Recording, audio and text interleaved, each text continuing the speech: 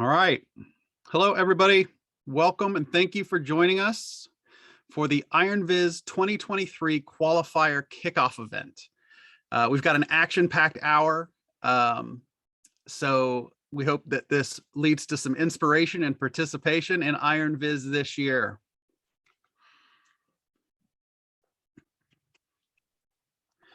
So I am Mark Bradbourne. I'm a National Solutions Engineer for Tableau and Iron Viz Sous-Viser for the one and only Will Sutton last year. What an introduction. Thank you, Mark. Yes, I'm Will Sutton. I am this year's, or the 2022 Iron Viz champion. I'm also a Tableau public ambassador, and I am a consultant with the Information Lab at the moment, but been a Tableau user for the last 8 years.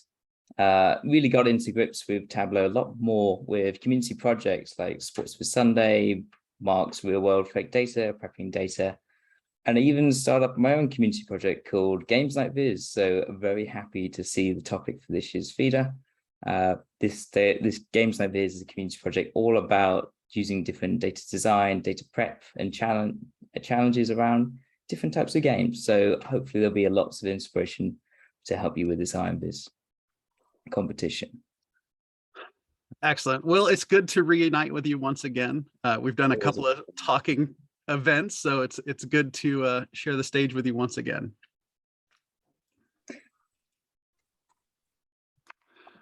So today's agenda, Will and I are going to give you all you need to know about the Iron Viz qualifiers.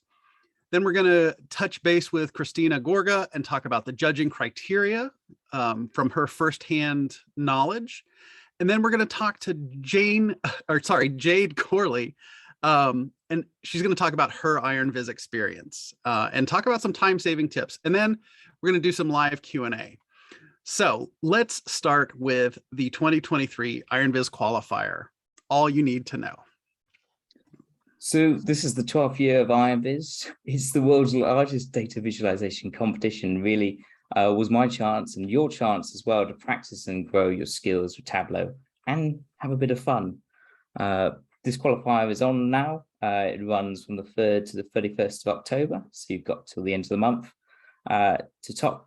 And the top 3 from each region will go on to have a chance at Tableau's conference. So what I do want to explain is there's a little change from previous years. So before you would have the global qualifier, you would have a top 10 picked from that list, and then top 3 would go on to the final. This year, it's been changed up a little bit. So you have top 5 from different regions. So top 5 from Americas, the top 5 from APAC, and top 5 from EMEA will be recognized. Of those, the top 1 from each region will go on to the final. So it's going to be a really interesting final where we have someone from a different region in the final, which would be great. And the theme, as I alluded to, the theme is games, topic very close to my heart, but we'll give you more on that in a minute. All right, so let's talk about why you actually want to enter. And that's because of the glory, the bragging rights, but also the opportunity to win cold, hard cash for you in the charity of your choice. First prize is going to win $10,000 with a $5,000 donation to the nonprofit of your choice. Second place is going to win $5,000 in cash with a $2,000 donation to that nonprofit. And then third place wins $2,000 in cash with a $1,000 donation to that nonprofit. All the finalists will receive registration for Tableau Conference 2023 as part of them making the finals. So Will, tell us a little bit more about the theme. Yes, the theme. So as I've alluded to a few times, it's games. So this is any kind of game-related data sets or something you can think that goes by a set of rules that challenges players, they interact together. So with this theme, you can create your own data sets or use a public data set. So with the Games Like Viz project, we've actually built loads of game-related data sets freely available for you to use. So if you check out Games Like Viz, you'll find loads of data sets there that have been created. I want to walk through what's sort of on theme and what's not on theme as well, because in the past we've had some that didn't quite fit the theme, but we want to make sure that everyone who participates is eligible. So with that, what are we considering a game? So types of games that we're considering are video games, tabletop games like Monopoly, sports, esports, like those electronic sports like League of Legends, bar games or pub games like darts or pool or snooker, if you're in the UK, game shows like, I suppose, Jeopardy, traditional games like chess, tag or hopscotch, party games, sardines or scavenger hunts. But there are those that we're not considering a game. So mind games is not considered a game for this. An interactive game made in Tableau is not considered like eligible in this case, but I do want to spend some time on this because the idea is that if you just submitted an interactive game, that wouldn't really meet all the criteria that's required of Iron Viz. You need to do some storytelling, you need to do some analysis. If you recreated Mario in Tableau, it would be great, but it wouldn't really fit Iron Viz because there's no storytelling or analysis going on with that. It's just a recreation of the game. So do think about that when you're planning out your Viz, if you can add in some extra Iron Viz elements like in storytelling and analysis as well. Lastly, reality TV shows like Bachelorette, Love Island, they're also not eligible as well. But one key thing, one of the nice things they've had this year is that you can actually email in Iron Viz at Tableau just to double check that your Viz is on the theme, which I think is a really great addition this year. Do check out the FAQs as well. You can, after the competition, get feedback on your work as well as your overall score, which I think is two great things as well.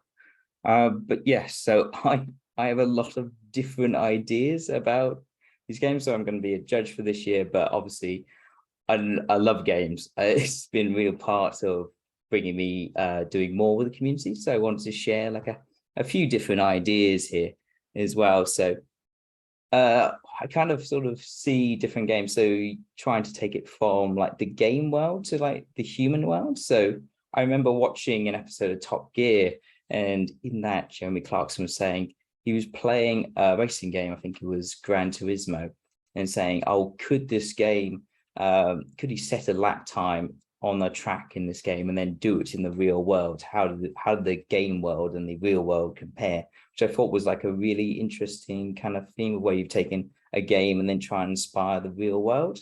Or you could spin it another way and say, hey, would playing racing games make me a better racing driver? This might be quite fun. I also sort of think around the social sort of side of games. What's the impact of games been on the world? So you can think about the role of women in video games. I mean, we started off with games like Mario, where it's Mario saving the princess every time.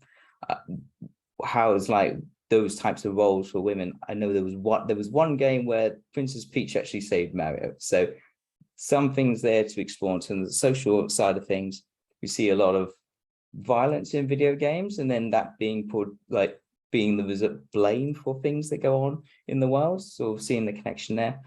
But there's also some good in video games too. Like for example, there's an event called Games Done Quick, where they will speed runners will go and show how quickly they can complete a game, and they'll receive donations from the audience, which then goes on to charity at the end, which is like really like a positive spin on everything else. So those are a few ideas. I have more. Did you have any like things come to mind when you think about games, Mark? No ideas, although, okay, I do have a couple of ideas. I've always wondered about the frequency of letters appearing in Wheel of Fortune, because I grew up watching Wheel of Fortune with my parents. Jeopardy strategies, a lot of those classic game shows I feel like are very rich with data if you can get your hands on it. So, and I'm shocked to hear that this theme did not bait you into going for a back-to-back championship, but I understand the want to judge. I just want to see all the visits. This is part It's gonna of be why amazing. It's gonna be amazing.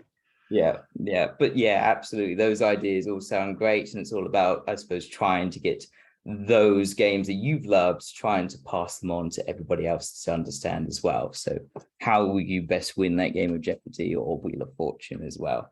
It reminds me of a data set we put together for games like Viz that involve Monopoly. So, you know, in Monopoly, you would buy those streets, you would put down houses and charge different rent. Well, we use that data for how much the properties cost, and then combined it with how likely you were to land on those properties. And then doing so, we actually were able to tell you how quickly you would be able to make your money back from those games. So we're using a bit of that to sort of tell a story about Monopoly as well. Yeah.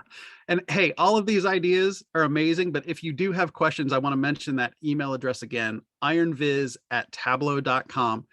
They're answering the questions within a day. So if you've got a question, you need a quick response, by all means, drop a note and the team will get back to you on whether your viz and your viz and your idea matches the theme.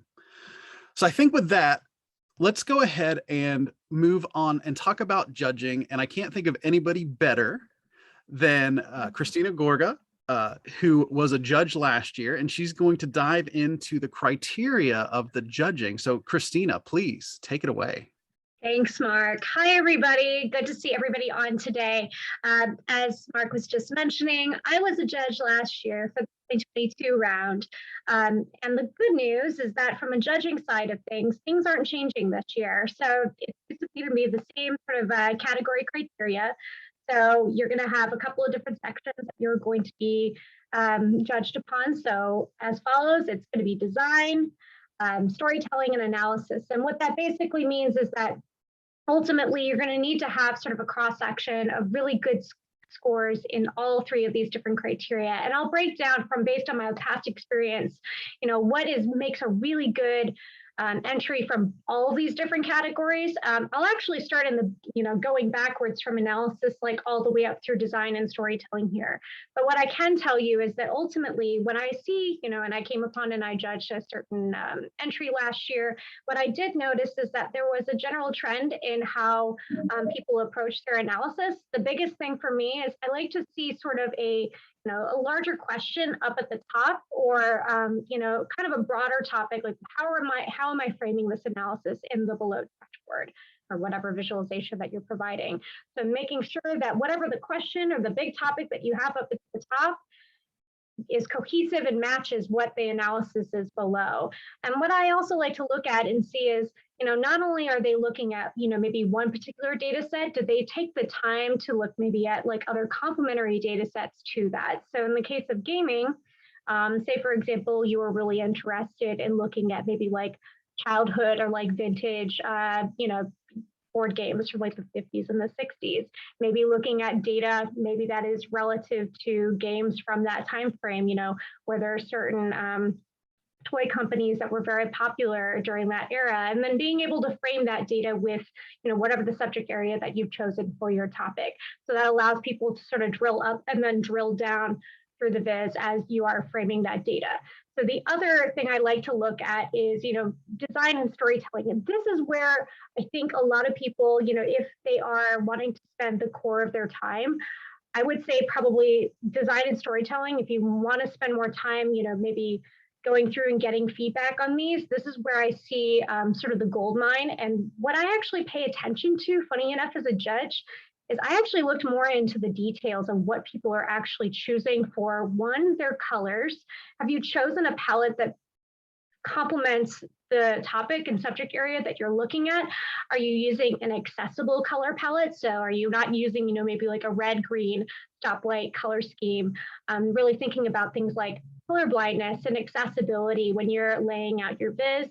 I've seen a whole different number of kinds of different layouts. I've seen ones that are more of what you kind of call your vertical storytelling style viz. I've also seen a lot last year that are from like left to right horizontal. So ultimately you want to choose the kind of layout that best frames the data that you are working with and what story you want to tell. I've also seen a lot of vizzes where it's, it's a pretty small, almost like a business style dashboard layout too. So, choose whatever style and layout works best for you. But ultimately, I think, and the other thing I want to mention too is, it relates a lot to design and storytelling.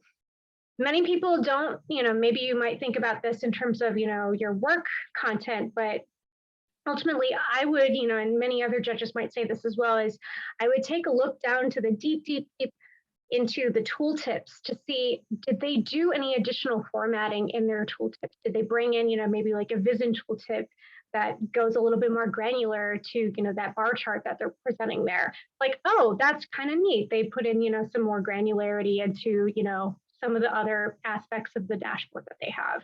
So in general, pay attention to your detail, pay attention to your formatting, make sure that you're using the same font across and throughout. If you want to pay attention to sizing and typography, that's really key. Maybe you want to play around with certain kinds of different font styles for your titles that match whatever kind of mood or story that you want to tell. Obviously, some of these, may not be web safe via Tableau servers, so keep that in mind if you want to incorporate other tools outside of Tableau. We do take that somewhat into account, but ultimately we like to see a lot of creativity in what people are putting together. And it doesn't necessarily mean that you need to have a viz that has a bunch of geometry calculations and curvy lines to create a winning viz. I can tell you already that a lot of the the top qualifiers for the last couple of years, many of them had more of what I would say are typical I think what's the best way to put it? I would say that actually, funny enough, Mark being on here, I would actually say a lot of them sort of take a lot of inspiration from like business style dashboards, but incorporating that with other, images and drawing styles and really making something that's kind of a nice joining of the two. But also take this advantage of this time, now that you have, a couple of weeks now, if you're really considering this, maybe make this a time for you to have a little bit of a stretch goal. So maybe there's a couple of different kinds of art styles that you find would work really well with the data that you're working with and telling that story. Maybe use this time to boost that skill set and try something new. I think that this is the perfect sort of venture to do that in.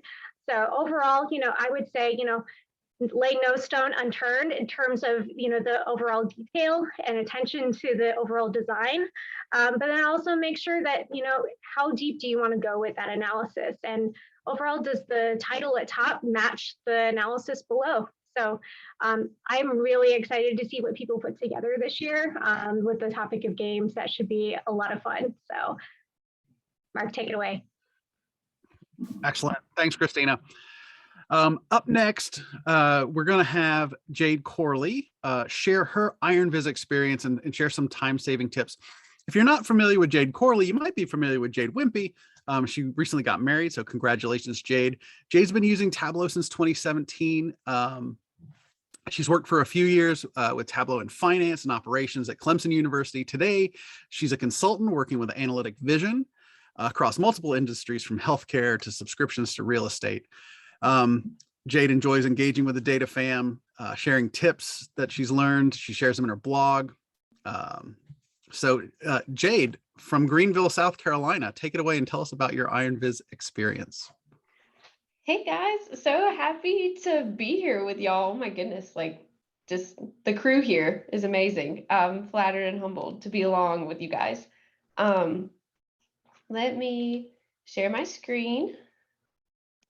You guys let me know if when I go into presentation mode, do you still see the right screen? Yes, you are golden. Perfect. Okay, cool. And I'm fighting a sickness I caught on the last day of the honeymoon, so I sound a little stuffy and I've got a lingering cough, but that's okay. Cool. Hey guys, like you said, I'm here to talk about my experience of being in the qualifier. I landed in top 4 this past time, number 4, so right there, so close. But it was a journey and I can't wait to share it with you guys. Quick thing, a little bit about me. Again, my name is Jade Corley. I recently got married. I'm from Greenville, South Carolina. This year's new. I'm a Tableau social ambassador. So excited to be a part of that cohort with some amazing folks in the data fam.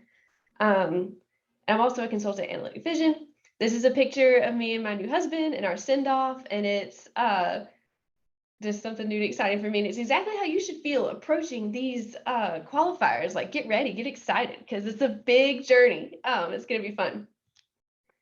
Real quick, my goal today is to get you excited, encourage you to participate, but I also want to be really real about the experience. For me, there were some ups and downs, and I'll get into that, but we're gonna have some fun.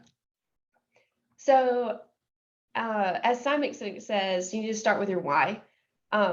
So what was my why? Why did I go for this in 2022? I've been doing Tableau for a while, and this is the first time I've ever participated in Iron Viz. And I'd love to say that's like, oh, I wanted to learn and grow. No, sorry. This time I really wanted that cash prize. I was planning a wedding and I had to pay for it. And I was like, well, that would really help. Turns out weddings are expensive. I also wanted to win that money to choose and support my dad's nonprofit in Nova Scotia, Adonai Adventure Outpost. What he's doing means a lot to me, and I would have loved to support that with this money. But yeah, cash was my main motivator. It was a bit of a roller coaster for me because in the end, my story is that I didn't win. So I look back and I wonder, did I go into it for the wrong reasons? Something to think about that I'll share with you guys later. So as you think about this year's this October's qualifier, step back and let's flip the script. What's your why? Internally, why are you participating? Or what makes you want to? Is it for that cash money? Is it to get on stage and be in front of the thousands of people and show them what you got? Is it to just challenge yourself or to simply learn and grow?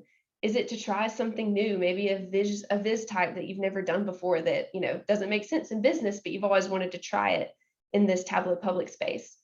Is it to once a year create your best Tableau work? That was something that a coworker shared. It's like, I may not win, but this is something I can add to my portfolio that I truly gave my all, like combining creativity and visuals.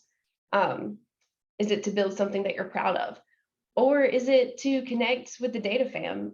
Since so many of us are in this together, it's nice to be going through the journey of like looking for data, coming up with themes, asking questions, getting feedback. Like you're not alone in this data fam. So if this is your first time participating, if you're not familiar, it's a huge community out there and it's a great way to get plugged in.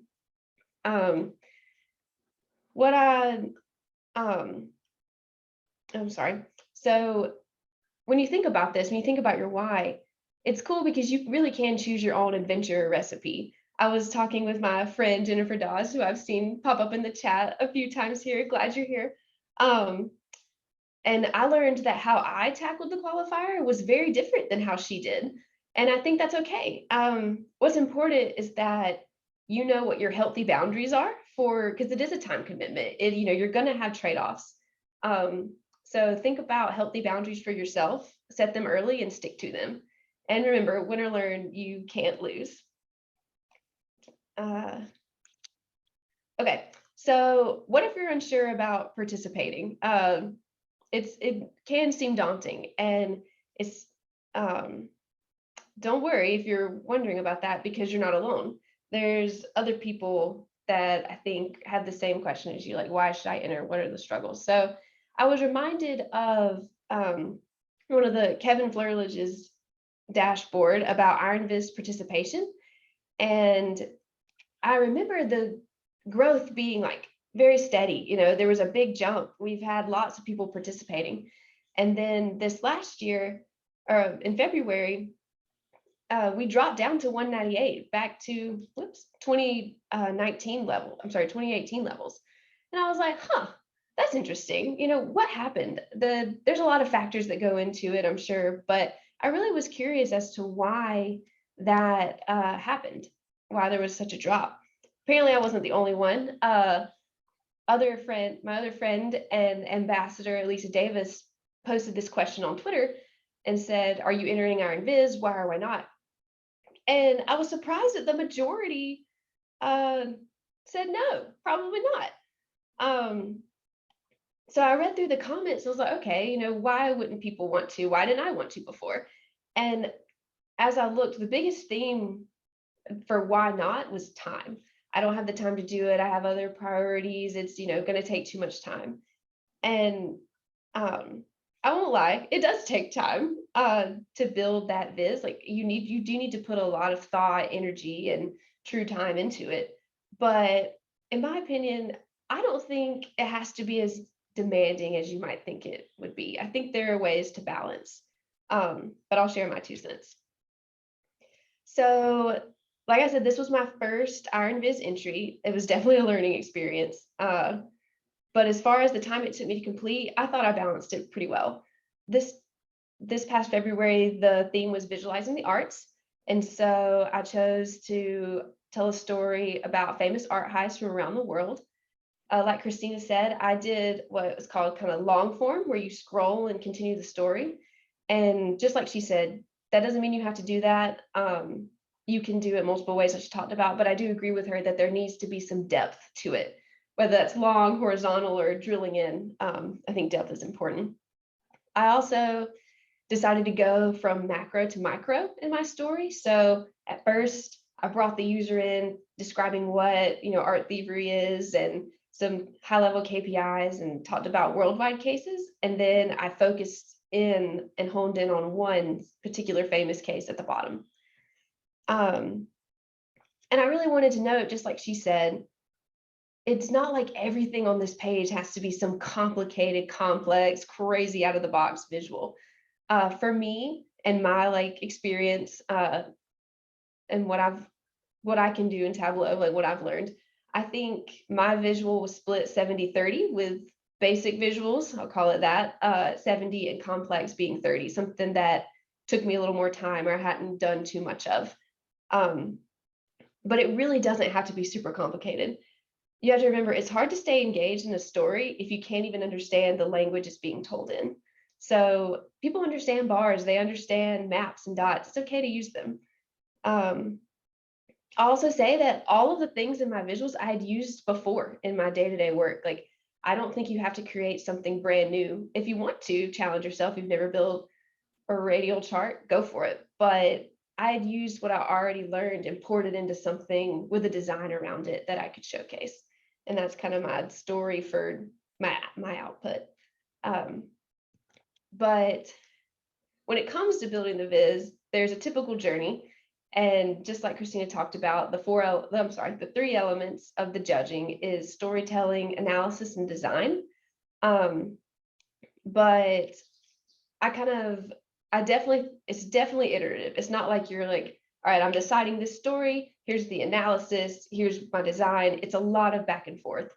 And I kind of relate. So you may start with a question that you want to ask of your analysis. You may have a story that you want to tell, but then you can't find the data to support it, so you have to pivot. You may be designing and then realize that certain chart's not the best way to articulate what you're trying to say. You might need to swap visuals. The back and forth journey is okay, and I would say it's even good. And so while these are the 3 judging criteria, 3 words that I'll use throughout my presentation to kind of segment my process are idea, data, and build. And I think those things do a good job of blending what's needed to me in the judging criteria. Okay, so first is idea. The theme of art was kind of hard for me at first. I don't consider myself very artsy, but in the traditional sense, but it didn't stop me. I spent the first few weeks after they announced it just brainstorming. I would think, on my own, what are some of my interests? What could this look like? I would jot down any ideas I had on a note in my iPhone. It was a hodgepodge. Some of them were outrageous, some of them were simple. But I think what's also important is that I just talked to friends and family about it. People who didn't even know what Tableau or Iron Viz was. I was like, hey, if you had a question about art, or if what's your favorite thing about art? Bouncing ideas off of other people really led to some really cool ideas. And it was just fun to do. And while you're brainstorming, thinking about the question you have or what you want to show, you're also drawing up that Tableau Viz in your head and modeling what the data needs to look like to support it. So you're doing all 3 of the things that you need as you come up with this idea. So finally, I'll say I did some quick research on, what did the past qualifying Iron Viz visuals look like, what are some like key art topics and themes, and just any articles for inspiration. And then so I would have an idea and kind of see like, is there data here and there? I didn't spend too much time doing that, but just to see if there was support, like real data I could use for my visual. And once I found that there was enough kind of articles and research and infographics and free data out there to support it, that's when I decided, okay, I'm going to visualize stolen art. The second thing is the data. You can't do this without the data. And I probably spent most of my time here because I mean, I'll talk about it a little bit, but there wasn't really a nice, pretty tabular formatted data that Tableau would easily read out there. And so I kind of had to culminate it myself. Again, you do have to supply your own data. Luckily, people like Will and other people in the community have, like, especially for this year's theme, the game night viz, they have resources out there for you. And I think that's a wonderful place to start. If it's easily there for you, take it. Don't spend as much time on the data as I did. But I had a lot of fun doing it. So even though I did spend most of the time here, I think it's okay because it forces you to truly understand the topic. I knew a little bit about stolen art, but now I know more than I ever thought I would. So like I said, sometimes that means compiling it manually, maybe using Tableau Prep or other tools to get that in a Tableau friendly format. And so that did take some time for me, but I know there's probably better ways I could have done that. So for me, I kept it simple and I used Excel. What I did is like data formats that I used when I did Google searches and stuff. I read some articles that kind of just had some high level call outs about worldwide stolen art and key facts and statistics. And that's what I used for my KPIs, is just text in Tableau. And then there were a couple infographics, and that's where I pulled and built out rows that I needed to talk about the timeline of how the thieves went into the Isabella Museum and where they went and where. So I used that text and put it in Excel. And then I luckily found some Wikipedia tables that were a little dirty, but spent time cleaning and was able to use those. So in the end, I just had an Excel file. I had a few tabs that I used the noodle in Tableau to kind of connect together, so I didn't have to create any LODs or anything too hard for this, and ran with it from there. I think that's a huge feature. If you haven't used the noodle yet, check it out. It's a lifesaver. And finally, you've got the build. So build, I would also call like Tableau development. So for me, this is how my brain works. I drew it out. Like I said before, I had an idea. I kind of had this long form and colors in my head, but I needed to kind of wireframe it out to get that story flow. Like, should I start macro and go to micro, or should I start with a map? And it was just easy for me to wireframe it. That way I could move things around and really get a good sense of what would make sense for my story. That includes what visuals I wanted to use, what charts, like I want a bar chart, how will that look next to a map? And again, my color palette. Just like Christina said, since my theme was stolen art, I wanted it to be more dark and kind of mysterious, ominous. So that was where my like blacks, grays, red, and a little bit of yellow came in. I used Miro to do that on the internet because I was able to have like that blank canvas, draw a low fidelity wireframe of what I wanted, and also have my links to my articles that I referenced and my, I copied and pasted from Google Images, the infographics, and also had tips and tricks, links to articles that people have posted, like how to build XYZ in Tableau. So that was nice for me. But some people, drawing it out on a piece of paper works too. Everybody's brains are different, and I think that's a beautiful thing. So I also will say, some people, that's not how you do it. It could be opposite. Some people, it's like you have a big, massive data set. Let's connect straight to Tableau, start dragging and dropping and seeing what story emerges. And I think that way is perfect too, but it just depends on what you like. As far as the build out, I also tried to balance my usage of text and visuals and white space. I think just design wise, since our brains can only take so much, to try not to be distracting, having enough white space, keeping it clean, and telling some story with the text, but not having it too long where we get distracted, because we can only watch 30-second videos now without getting like wanting to go on to the next one with TikTok. I also, again, like I said, I tried to balance what easy visuals for me versus complex visuals. That way, because I knew what I wanted in my head and I knew what time I had. If a bar chart's easy, I've done it a million times. Yes, let's use that. But I did want to put something in that was a little more complex, that I challenged myself and would maybe stand out. And finally, I'll say, if you don't know, Google it. If you want to do something you've never done before, if you're like, wait, does this chart make sense? Like, there's so many resources out there that someone has written a blog about. Like, for example, in my visual, I use Google Street embed, and the way the interactivity works, I used an old blog post that Ben Jones had from like 2008 that helps me with the coding. And for the pagination at the bottom, I used Ryan Sleeper's blog as a guide for how to make that work. Like, I think that's okay. Use what's out there. It's all right. That's why they put those resources out there for you. All right, timeline. Like I said from the beginning, that's the problem. It takes too much time. For me, oh gosh, sorry guys. For me, I didn't want to spend too much time on this, not gonna lie. When they announced the theme, there's about a month between the announcement and the deadline. So for this past time, the theme, it was announced on January 10th.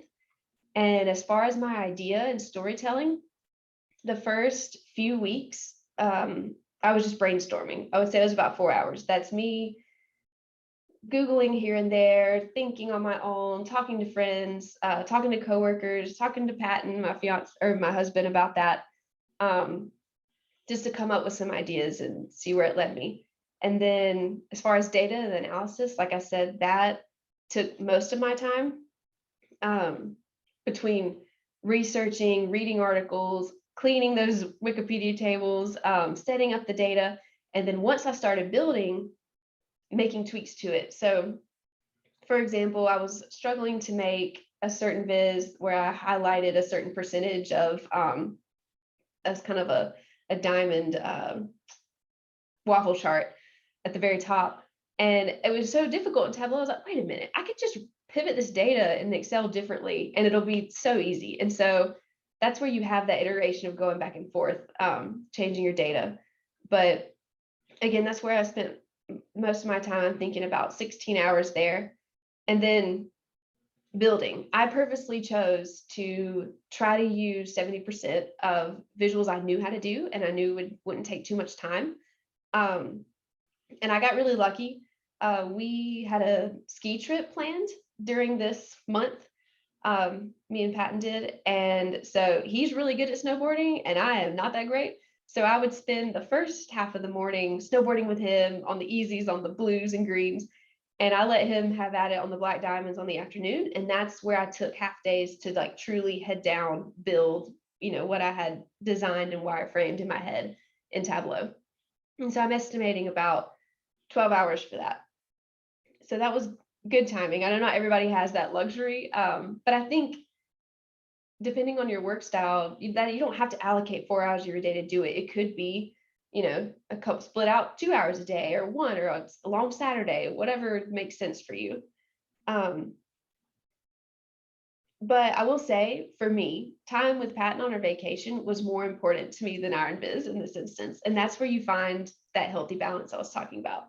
So for example, I wanted to build an art chart initially, where I talk about the gap of time between art pieces that were stolen versus recovered. I wanted that to be an art chart. I'd never built one before. I'd done some research on some articles.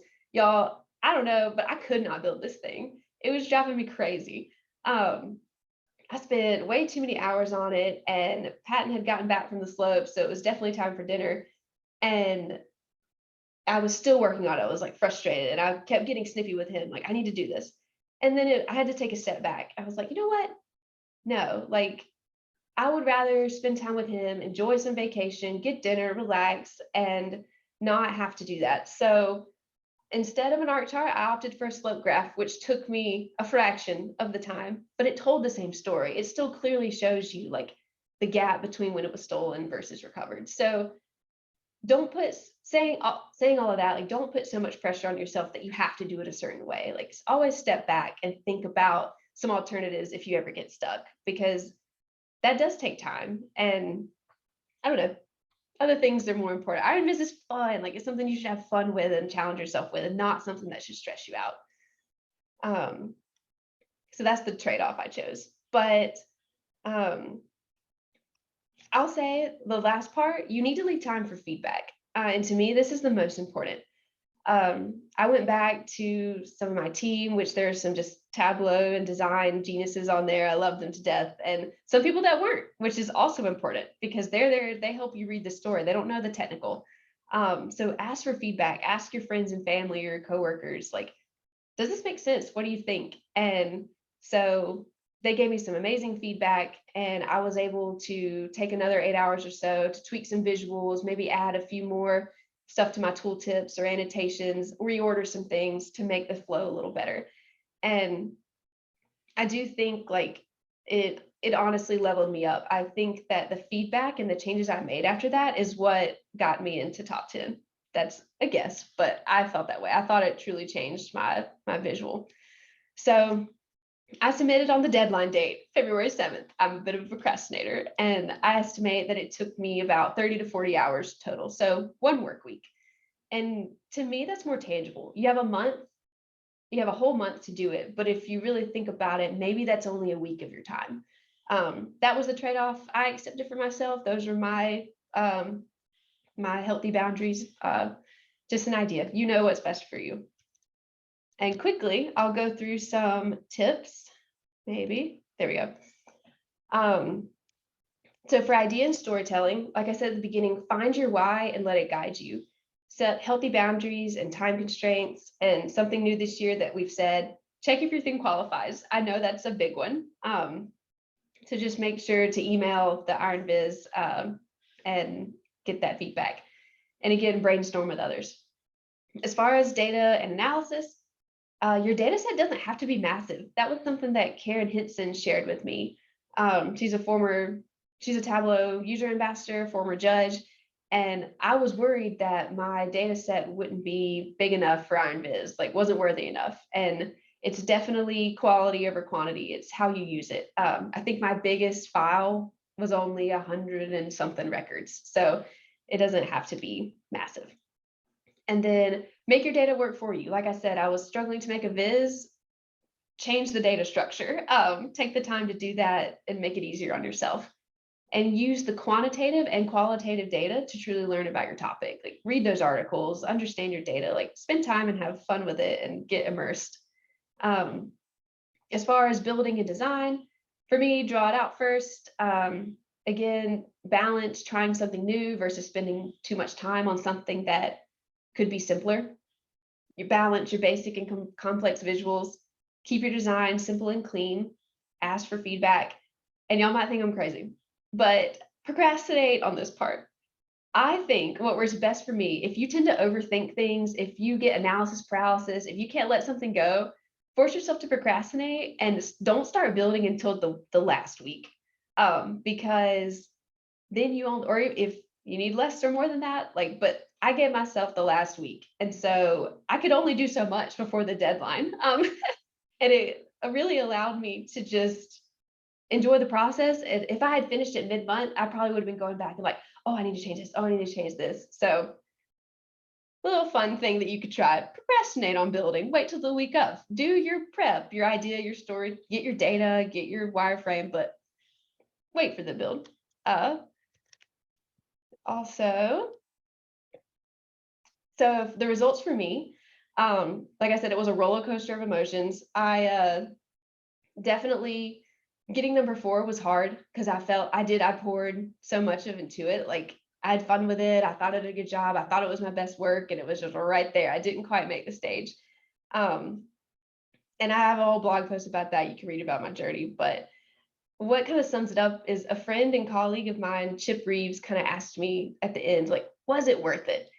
And when I think back, like, what had I only went into it for the money, then no, it wasn't worth it because I didn't get the money. I lost. So did I go into it for the wrong reasons? I don't think wanting the prize money is a bad thing, but I do think you need to have at least one more why than the money, because like I said, if it's just the money, then you've lost. But when it comes to the end, if you have more than one why, you really do gain so much. Like, I got to take in so many things that I learned at work and apply it to something fun and visually appealing. I got to test my design and storytelling skills. I connected with people in the community that I really hadn't before. It was absolutely worth it. It's just very important to have a growth mindset about it all. Have fun. Don't stress yourself out. Challenge yourself a little bit. And I'll leave you with these quotes that kind of float around in our office at Analytic Vision. It's, don't let perfect be the enemy of good, and don't let good enough be the enemy of simply starting. So that's all I have for you guys. If you want to read more about the experience or some particulars about my Viz itself, you can read that on my blog. But I think now we're heading over to questions, so I will stop sharing. Yeah. Hey, Jade, just a quick question that did come in. How did you land on your final idea, like, of art theft? So I did go back and forth a lot, but I kind of gave up. I had thought of some things that I wanted to do, couldn't find data. And then my patent had said, like, what if you visualize stolen art? I was like, okay, maybe, but I can't find data. And then I ended up watching on Netflix that documentary. I can't remember. It's about the Isabella Museum garden heist. And it just like re-inspired me all over again. And so I was like, heck yeah, like, I'm going to find what I need to do this. I think it's a good story. And I want to share it. Awesome. Well, I for one loved your Viz Thank you. back for the feeder qualifier. So I too felt your heartbreak for that fourth place, but I hope that it's led to other great things. I feel like it has. It definitely has. It was 1,000% worth it. Awesome.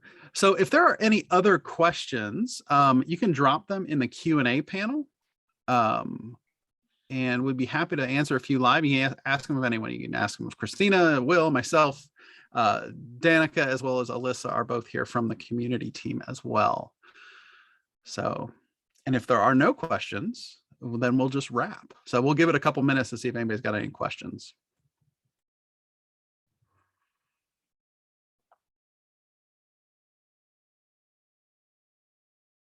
I'm reading through all the chats now. This is hilarious.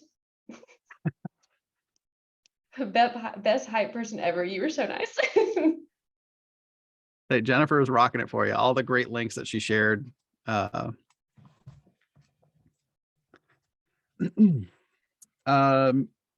the deck be sent out?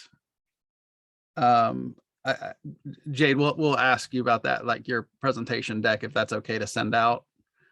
Okay, excellent. So yeah, that'll get included with the recording. Question, this one's probably for you, Danica. Can we combine multiple games in a dashboard? Yeah, totally. I think as long as it's games, you're good. Oh, Will, here's a good question for you. Any tips on how you can save time while being in the competition? Because having a month runway to develop a feeder is one thing. Having to build it in 20 minutes on stage is something completely different. Yeah, I think certainly Jade shared a lot of great tips on that in terms of like time boxing, and like sometimes you just need a break from things if it doesn't work. But yeah, the 20-minute build makes for completely different things. So you would ideally build your dashboard out there and get the idea down, and then you'd have to try and rework it to be in 20 minutes. And you do actually get faster just by practicing a little bit. I certainly, when I started off, it was about 40 minutes to an hour, I can say. But then getting the muscle memory there does help. You learn the shortcuts, that helps. You can then also rework some of the data to be a bit more easy to populate straight away. So you've got this issue where it's based on your time is going to be taken up by the number of sheets, the number of calculation fields you've got to put in, the number of like formatting options you've got to reconfigure. So thinking about those, how you could try and use some of the new features like map layers, so to put more charts together in one, so it made it quicker to build, was certainly a secret I used in the final. So. Question came in, is judging consideration given to how the data is manipulated and the level of complexity within Tableau? For example, any joins, cross data source filtering, calculated fields. I feel like the answer is, it doesn't matter how the sausage is made. It's just how the sausage tastes. Is that accurate, Christina? Yeah, I would say so. And actually, what I will add to that is the judges, and this, I don't know what it was like in past years, but last year we did have the ability to download the workbooks. So we were actually able to see behind the scenes of, looking at the reverse engineering of how these dashboards were built. So, but that being said, though, one thing I did pay attention to, and again, every judge may look at things, from a slightly different angle. From my perspective, one of the other things that I like to look at in terms of analysis as part of the, the puzzle is, if they are pretty good at documenting sort of their calcs and their process for how they have it. Again, I think all of the judges, we like to have a very parallel sort of process for how we, judge against the different criteria. But one thing that would be helpful is if, say, for example, you are doing a bunch of different calculated fields that you're using in your Viz, make sure that you're, either using the commenting feature. I feel like is a very underused feature that allows us to kind of hover over a calculation in the pane and see what is this actually doing, as well as, any of your parameters. So just like you would in your, workspace, if you were handing your documents over to somebody else who's never seen it before, making sure that you have it, somewhat organized to an extent that somebody else would understand what's going on behind the scenes. Yeah, it doesn't really matter how you're doing it, but, maybe it helps to understand how you're organizing that information under that Viz. Excellent points. So from the entire panel, is there any resources on storytelling that you'd feel like you could share? I put together a whole YouTube series about the competition. One part of that is talking about storytelling, going through that, because it was a question I kept getting asked. So after, I think we intuitively tell stories because we've always been told stories from early age. So I put down some thoughts there about what good storytelling looks like from my perspective, which I can share as well. Yeah, I watched one of your videos. They're pretty good. They're just long enough to, I don't know, thought they were great. Definitely a good resource. I always recommend Storytelling with Data. I know that's kind of basic, but that's a book by Cole Knaflick. And it really helps you to understand when to use certain charts for certain stories. But as far as maybe more of a narrative story, I think that's important too, to maybe, I have to think about some resources and maybe I can send it with our link, but I think it is cool to have that element in there, kind of a narrative too. So one of the things I'd honestly encourage is go back on YouTube and look at some of the past Iron Viz competitions and see how the competitors have really crafted their stories. I know Joshua Smith's entry from 2019 was a really emotional story, and it was very personal to him. And those are the types of stories that I feel are really impactful on stage. So definitely check some of those resources out as well. So Emma asks, where can we find technical requirements like dashboard size, use of navigations? I think it's a buffet. I don't think there's any type of requirements as far as how big it has to be, how small it can be, any kind of functionality. It's build your best visualization and tell your story completely. And apparently with all my food references, I must be hungry.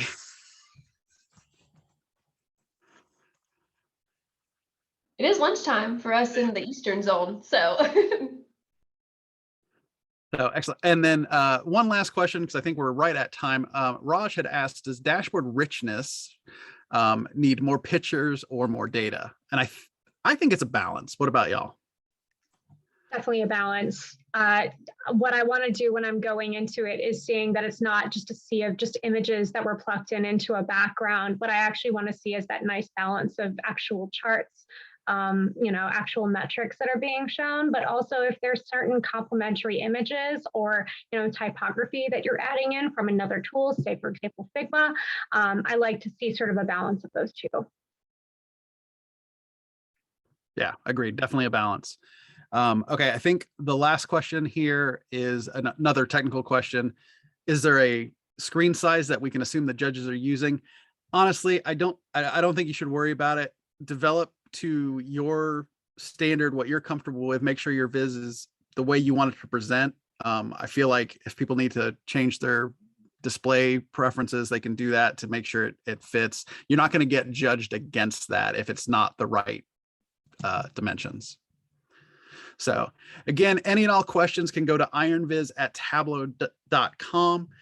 I want to thank the panel. This is fun. I always love getting together with the data fam. Thank you all for joining. The video, the recording, everything will be sent out. We'll include Jade's deck as well.